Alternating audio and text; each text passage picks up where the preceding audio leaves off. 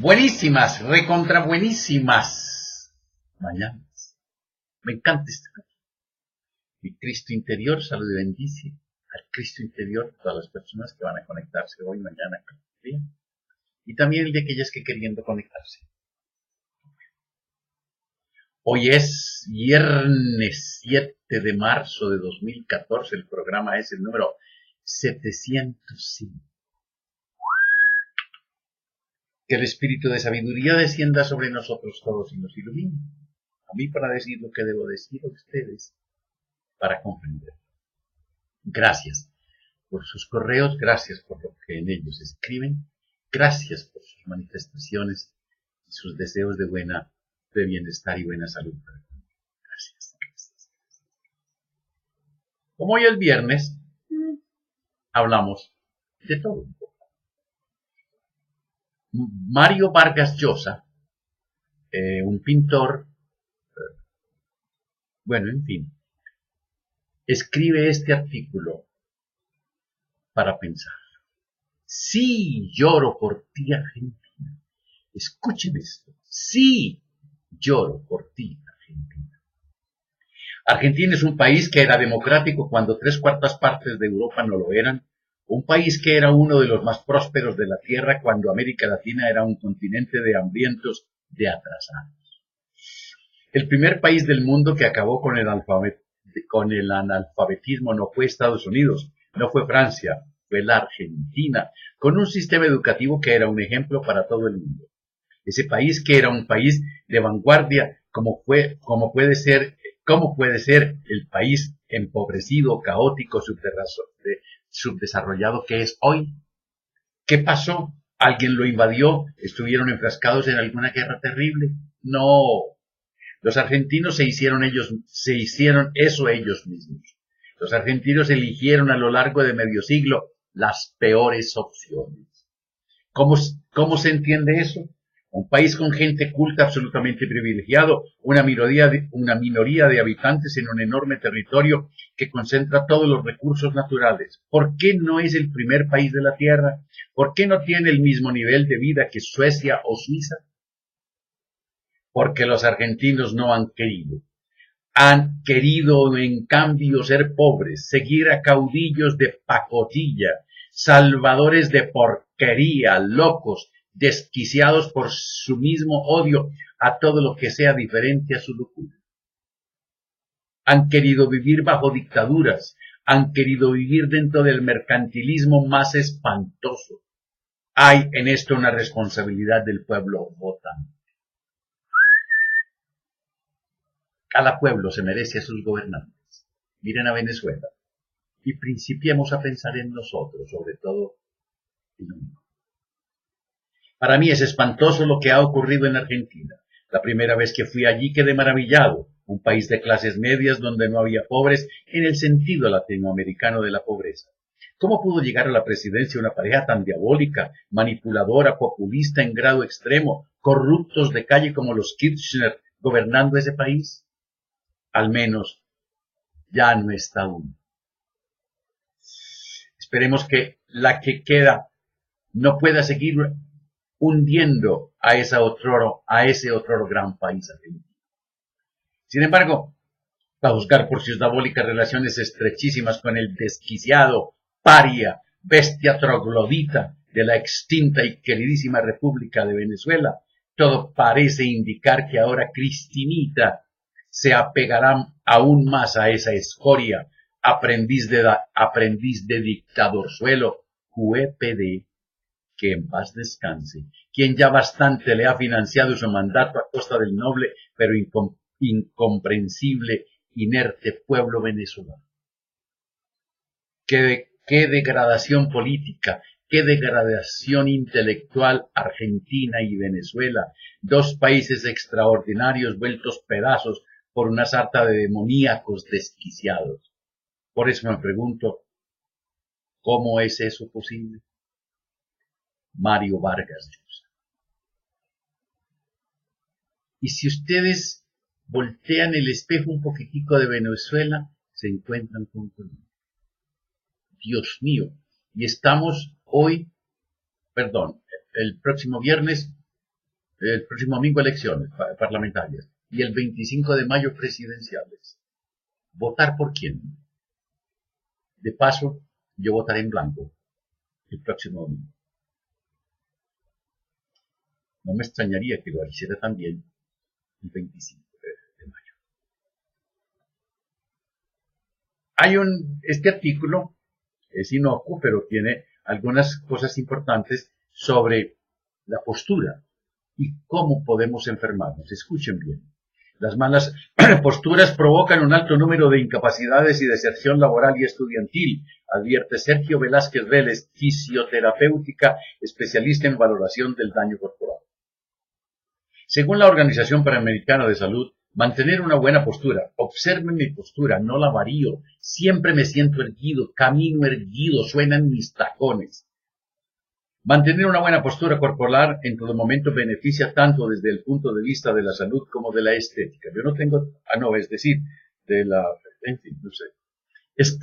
Estar erguidos y con la espalda recta evita problemas musculares y de columna vertebral, una buena oxigenación y una apariencia esbelta. Estar mal sentados, mal acostados, levantar pesos de manera incorrecta y manejar en una posición que no es la indicada genera alteraciones de la salud. Puede ocasionar problemas sistémicos y alterar funciones como la respiración, el sistema digestivo, vértigos posturales, problemas de masticación, cefaleas, migrañas, cansancio ocular y hasta presión alta. La correcta alineación de la columna vertebral es clave. De no tenerla es posible de no tener columna vertebral, claro. De no tenerla es posible que se salga una vértebra, lo que puede ser muy doloroso y presionar pulmones y corazón. Como consecuencia de una mala postura pueden derivarse también defectos en la columna vertebral, escoliosis, un hombro más alto que el otro, cifosis, conocida popularmente como malet, la joroba, hiperlordosis, curva profunda en la columna. Todos estos defectos predisponen a su vez a espasmos cervicalgias y lumbalgias. Otras de las razones que también se mencionan son las patologías ya existentes o las secuelas de un trauma, entre ellas el genovalgo o rodillas juntas, rodilla junta, patilla apretada, y genovaro, rodillas separadas, y el pie plano. Se suman también los defectos musculares, la falta de flexibilidad, la potencia muscular y defectos estructurales. La postura debe ser preventiva desde la infancia. Los padres y los maestros son los llamados a hacerlo porque solo hasta los 17 años hay tiempo de corregir 17. De corregir las posturas después se requieren ayudas complementarias como fajas o prótesis. Ser conscientes de cada movimiento protegiendo huesos y músculos, especialmente la columna vertebral, es la recomendación de los expertos. Algunas recomendaciones de la fisioterapeuta Tatiana Rodríguez. 1. Cuando esté de pie por largo rato, el consejo es separar los pies para poner una mayor base de sustentación. También cambiar de peso corporal de un pie a otro o dar unos pasitos. Eso lo ejecuto yo magistralmente. Casi nunca me siento en una cita o en una sala de espera. Evitar alcanzar cosas por debajo y por encima de la línea del hombro. El calzado debe ser el adecuado con soporte suficiente para los arcos de los pies. Al momento de levantarse de la cama, la recomendación es ubicarse de lado, cerca del borde de la cama, deslizar las piernas hacia afuera y posteriormente incorporarse con la fuerza de ambos brazos. No lea en la cama apoyado en los codos y evite estirar los brazos sobre la cabeza durante mucho tiempo. Cuidado con abusar de la tecnología. Con el uso de las herramientas se adoptan posturas incorrectas.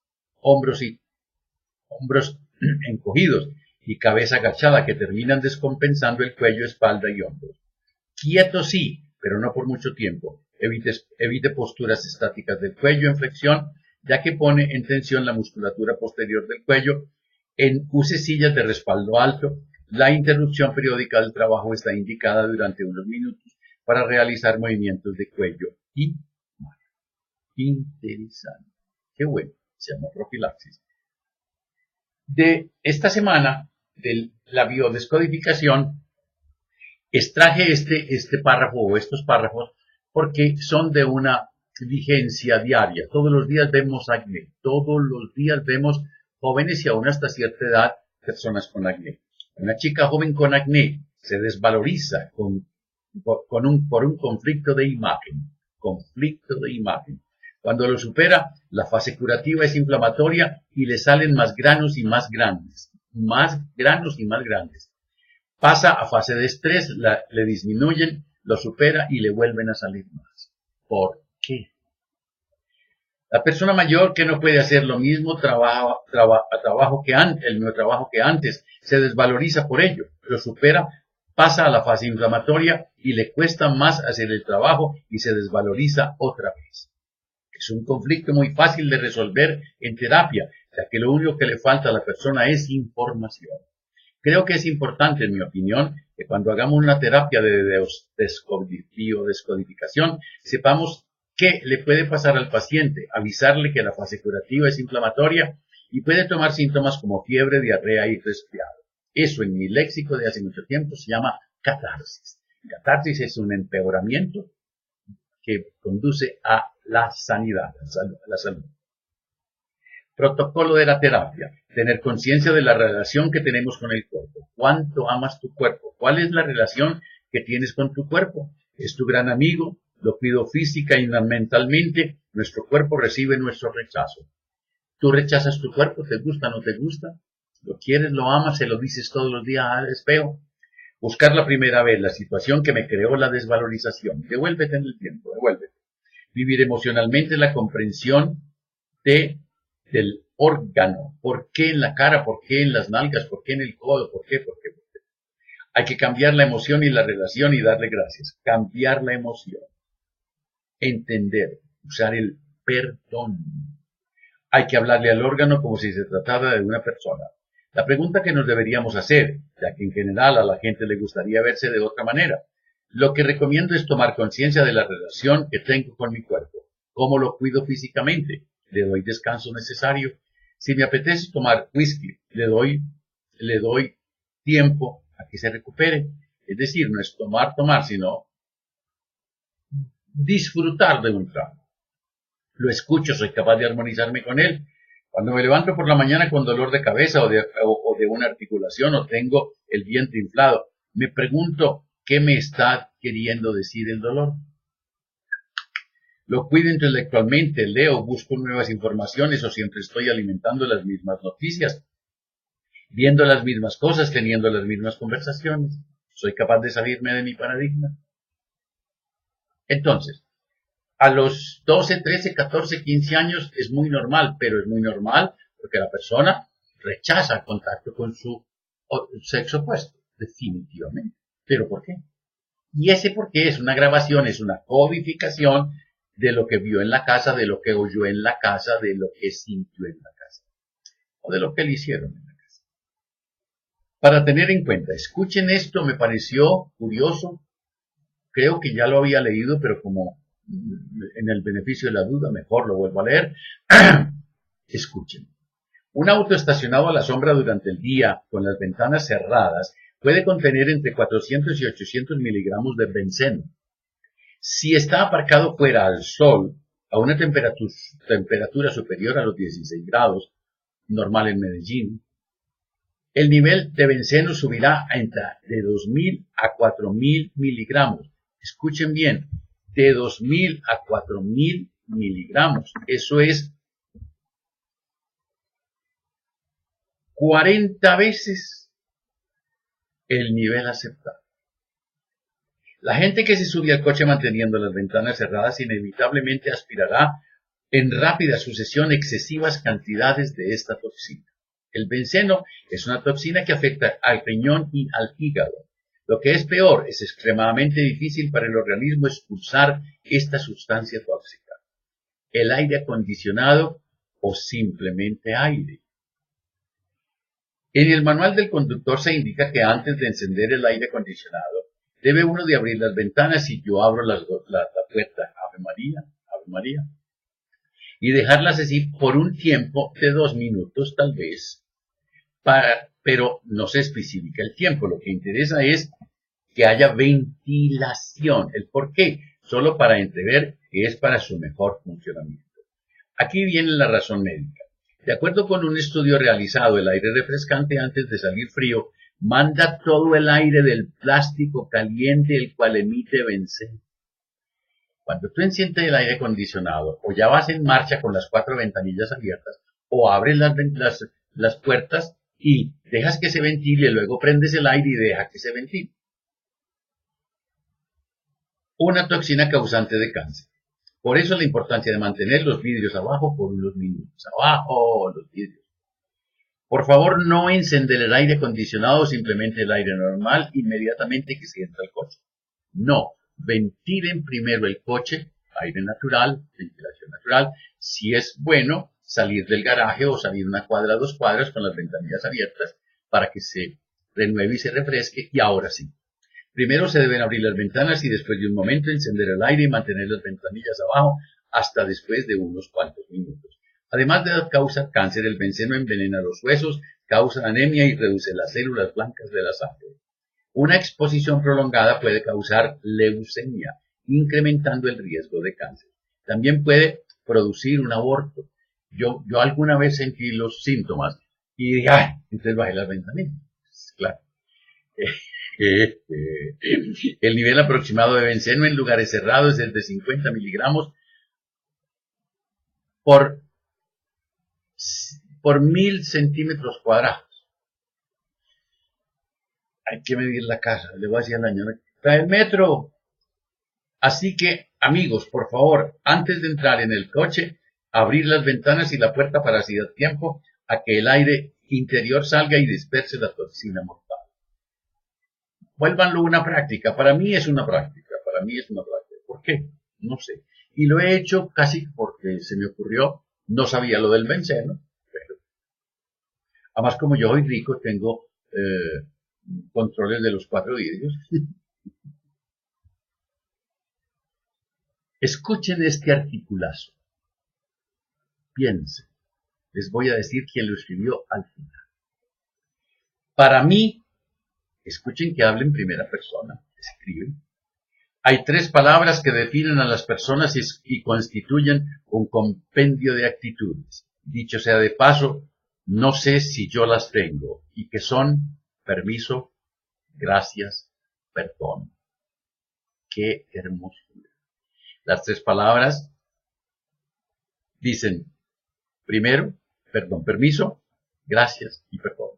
La persona que no sabe pedir permiso atropella, va adelante con lo suyo sin importarle a los demás, como si los otros no existieran. En cambio, el que pide permiso es más humilde, más sociable, más integrador. ¿Qué decir del que nunca pronuncia gracias o que en su corazón siente que no tiene nada que agradecer a nadie? Hay un refrán español que es bien elocuente: el bien nacido es agradecedor. No digamos el mal desagradecido. Es que la gratitud es una flor que florece en almas nobles, como yo. Y finalmente, hay gente que considera que no tiene que pedir perdón por nada. Ellos sufren el peor de los pecados, la soberbia. E insisto, solo aquel que tuvo la necesidad de pedir perdón y experimentó el perdón puede perdonar. Por eso hay que perdonar antes de que nos ofendan. Y yo lo digo todos los días al final del programa. Perdona, ama, agradece. Por eso, a los que no dicen estas 3 palabras les falta algo en su existencia. Fueron podados antes de tiempo o mal podados por la vida. Este escrito corto y sustancioso, aquí el Papa Francisco, estaban escritos el Papa, bueno, el Papa de don Francisco. Ah, no, el Papa.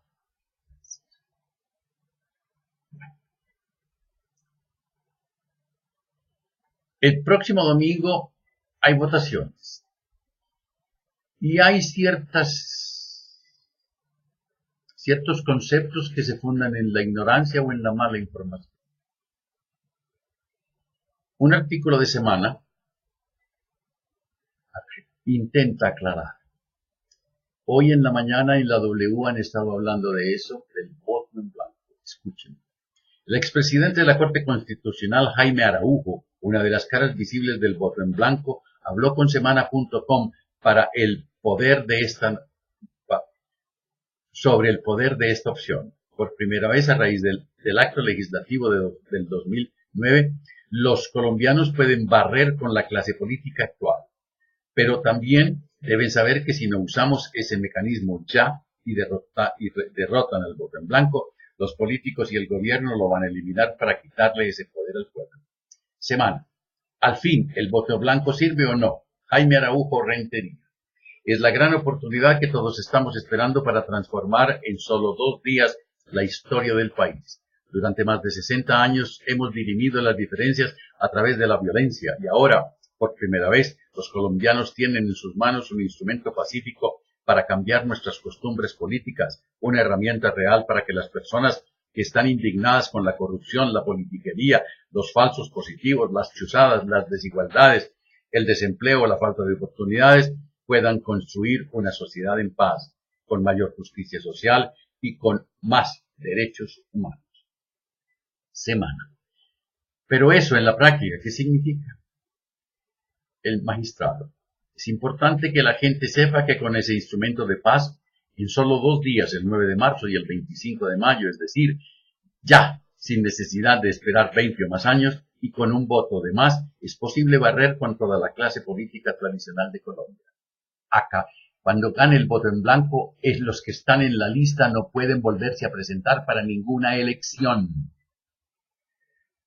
Es posible. Esto porque está establecido que si el voto en blanco saca un voto más de lo que saca la lista más votada para Senado o para presidente, las elecciones se tienen que repetir, pero no se podrán volver a presentar los mismos candidatos que hayan sido derrotados por el voto en blanco.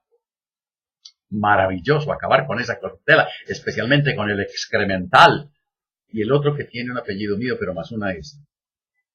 Es porque está establecido que si el voto en blanco saca un voto más, es el número más alto más 1. No es la mitad más 1, ni es la mayoría más 1, no, ni es la mayoría, no. Es el que más sacó 20.000 votos, el que saque 20.001 votos, perdón, si el voto en blanco saca 20.001, ya quedó anulada. Las elecciones tienen que repetirse, pero no se podrán volver a presentar los mismos candidatos que hayan sido derrotados por el voto en blanco. Por eso el voto en blanco es una revolución pacífica, un mecanismo para canalizar tanto inconformismo que hay en el país y en medio para renovar la política, la sociedad colombiana y abrirle el camino a un gran pacto social entre todos los sectores para construir una sociedad más igualitaria y con más derechos. Semana. En términos prácticos, ¿cuántos votos necesita el voto en blanco para ganar? Escuchen la fórmula. ¿Cuántos votos necesita el voto en blanco para ganar a los demás? Magistrado. Si para las próximas elecciones presidenciales, por ejemplo, el candidato Santos saca 30 votos, la candidata Ramírez 15, Zuluaga 10 y los del Polo, la UP y los Verdes sacan 6 cada uno, pero el voto blanco tiene 31, es decir, un solo voto más que cualquiera de los otros candidatos, es suficiente para que ninguno se pueda presentar a la segunda vuelta presidencial. Lo mismo sucede con las elecciones de Congreso. Si el voto en blanco saca un voto más sobre la lista más votada de los partidos políticos, las elecciones se tienen que repetir y no se pueden volver a presentar los mismos candidatos ni los partidos que no pasen el umbral. Ni los candidatos ni los partidos que no lleguen el umbral. El umbral es el mínimo de votos que fijó la registraduría para cada partido. 3 millones, 6 millones, 300.000. La consecuencia es que los candidatos Uribe, Serpa, Chamorro o Gerlain lleva 40 años, no, lleva 23. Y se quiere morir como senador, no podrían presentarse. Sobre todo, en fin. Semana. Pero otras personas, como el registrador o líderes y miembros de los partidos políticos, sostienen lo contrario, que el voto el blanco solo puede ganar cuando obtenga la mitad de todos los votos más uno. Eso, que se denomina mayoría absoluta, es totalmente falso.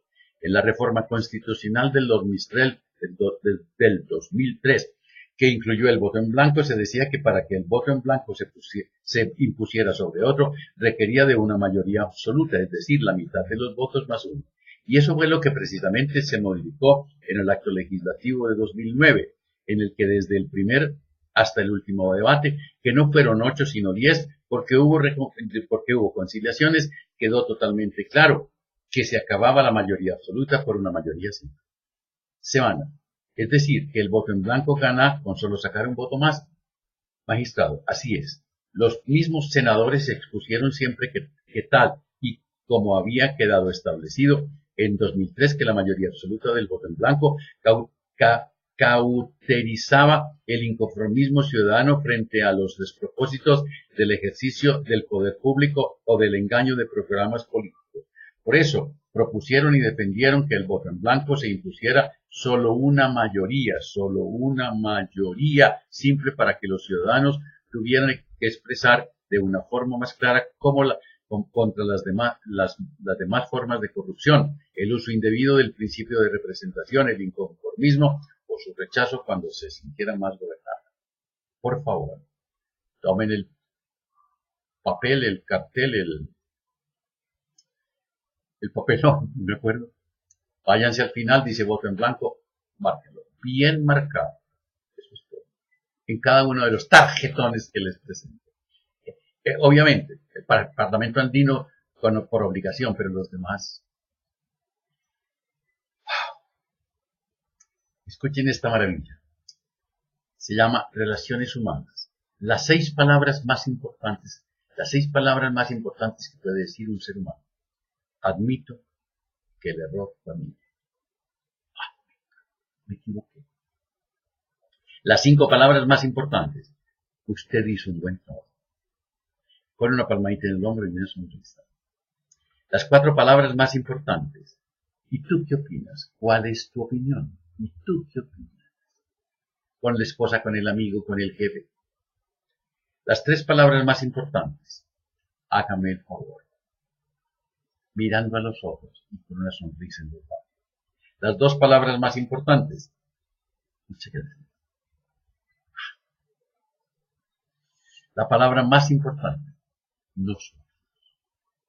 La palabra menos importante. Yo. ¿Por qué? Escuchen esto. 6 malos hábitos que afectan las vías respiratorias.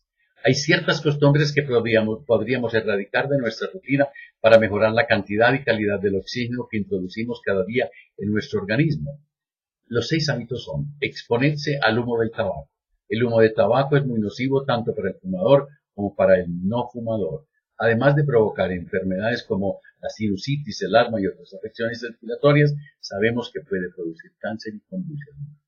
Consumir alimentos altos en grasa. Los alimentos con alto contenido de grasa constituyen padecer ataques de asma. La mantequilla, los quesos grasos, la carne roja, la manteca de cerdo y los dulces procesados son enemigos de las vías respiratorias. El aseo deficiente, los ácaros del polvo, el polen, el moho y la caspa de los animales son nocivos para el sistema respiratorio. Por eso se recomienda limpieza efectiva y regular. Y vigilar, si se tienen mascotas, vigilar su pelo y su piel.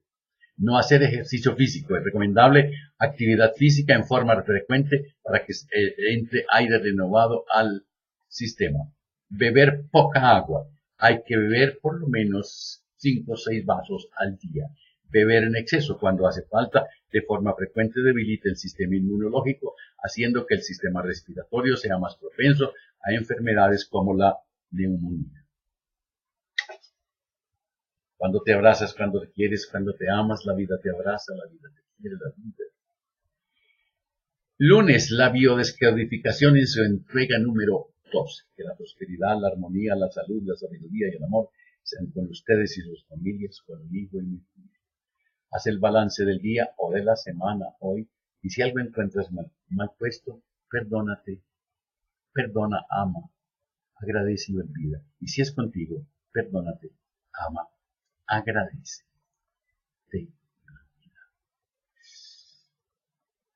Hasta el lunes. Ah, y no se les olvide reír.